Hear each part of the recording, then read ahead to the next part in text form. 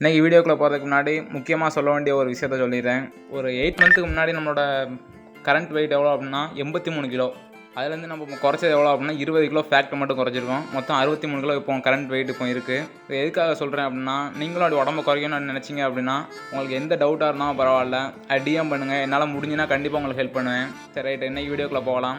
100 நாள் கடின பேச்சில் இன்றைக்கி நாள் 34. கால் நஞ்சு வழக்கம் போல தான், எப்பவும் போல சூப்பரான டீ. இன்றைக்கி வீட்டில் செஞ்ச உப்புமா சாப்பிட்டுட்டு வயலில் இருக்க பிறக்க போயாச்சு. பிறக்க முடிச்சுட்டு வீட்டுக்கு வந்து சூப்பரான ஒரு சாப்பாடு ஒன்று சாப்பிட்டுட்டு, அதுக்கப்புறம் நாளைக்கு பறிச்சேன், அதனால் இன்றைக்கி ஹால் டிக்கெட் எடுத்துகிட்டு, அதுக்கப்புறமா வீட்டுக்கு வந்து சூப்பரான ஒரு டீ ஒன்று குடிச்சிட்டு, அதுக்கப்புறம் வயலில் ஆட்டுக்குட்டி தீவனம் இருக்க போயாச்சு. தீவனத்தை போட்டுட்டு, அதுக்கப்புறமா 2 பச்சை வாழைப்பழத்தை சாப்பிட்டுட்டு, அதுக்கப்புறம் இன்றைக்கி நந்தியட்டாம்பூ பிறக்க வந்தாச்சு.